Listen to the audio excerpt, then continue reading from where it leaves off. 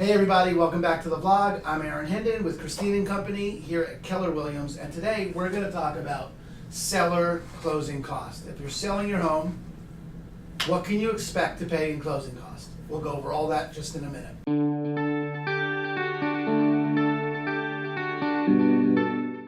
Here's what we call a net sheet, all right? And your lender should be able to get this to you. If you have a realtor that knows what they're doing, they should be able to get this to you. I have an app that gets this to people all the time. It's super simple to use. It's an estimate, all right? It's not the final. You'll get the final after your home's under contract and you know all the details because everything's a little different. But as a principle, this will give you an idea of what your closing costs are going to be as a seller. And it'll also help you decide if it's the right time to sell. I'll show you what I mean. It's not going to help you determine what the right price should be because that's crazy talk. Okay? It'll tell you whether or not you should sell now, but the price is determined by the market, not how much you need to get. So don't use this to decide how much you should sell for, but you can determine if what the market will bear is worth it to you. It might not be worth selling. That's an option for you. All right, so what we've done is I've taken a median price house of $550,000. That's about the median price in Seattle right now.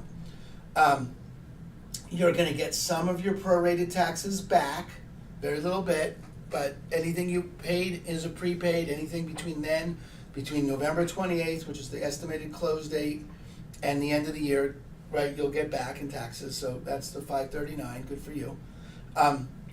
In the closing costs, however, you're going to wind up paying, here's the deal with the closing costs, okay? There's the title policy that you're paying for. There's escrow fees. I don't know if you remember the buyer closing costs. That's escrow fees are $1,000 each.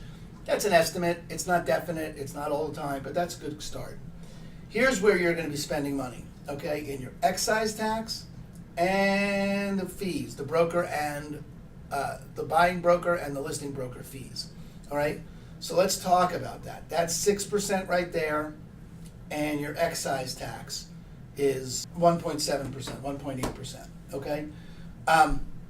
So a couple of things to just worth noting. If you're going to estimate your closing cost, this $45,000 in closing costs, what it's going to cost you to sell your house is about $45,000, $45,500. $45,500 equals about 8% of your sale price of $550. When you're going to determine how much money you're going to walk with, if you just took your sale price and subtracted 8%, you'd get your sale price. Now, a couple of things. These numbers look enormous. This looks huge, $33,000, okay? I want you to know something. This is my perspective on it. It is enormous. Selling a house is an extremely expensive thing to do, okay? This is why it's so critical to me that you interview your realtor to make sure you've got someone who's got a track record of getting you the most money at the time of sale. Why? Because you're going to be paying them a lot of money. Whether you get someone who's really good or someone who's really bad, you're going to pay them a lot of money. It's really important that that person work for a living. I don't recommend that you try and skimp on that money. You know, like get a discount broker. You get a discount broker, they're going to get you less than this $550, and they're going to cost you a lot more than this 6%, okay? They just are. If you get someone who's working at a discount, you got to think to yourself, why are they working at a discount? They're working at a discount because they can't get full price for their services. They're either anything at a discount is either doing a discount because they can't get the public to pay full price. There's something cheaper about their service. If they could get full price, don't you think they would? Or they're like Amazon or Costco or something and they're making it up on volume, which is great. If you're buying those huge rolls of toilet paper, great, fine. But I don't know, if you're selling your house, do you really want to be just one of a multiple pack of toilet paper? I think you want someone who's giving you personal service. So you want to find an agent that gets over asking price. Because look, that $550 that you paid or whatever you paid for that house that's now worth $550, and in this market, who knows what you paid for it? You could have paid $450 for it last year. When you bought it, the seller didn't get that 6%. So the house wasn't worth that then.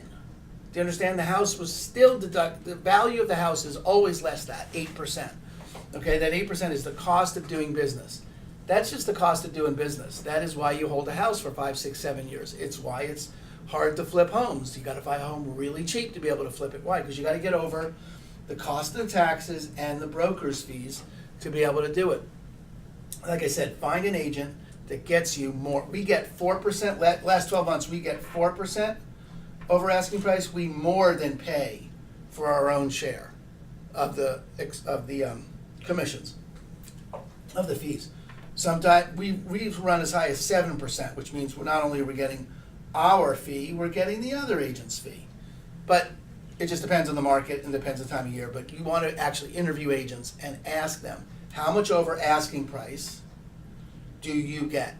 And find someone who gets over asking price, and that will reduce the amount out of your pocket. Okay? In the meantime, that's how you figure your seller closing cost. It's about 8%. All right? Any questions? Let me know. Thanks. Okay, that's seller closing costs. Thank you so much for coming by the vlog. If you have questions about that or things you want to know more about or anything at all, anything you want to sell your own, anything at all, let me know. Okay? You can text me, Facebook me, email me. Smoke signals work sometimes, whatever you need. Okay? I appreciate the opportunity to serve.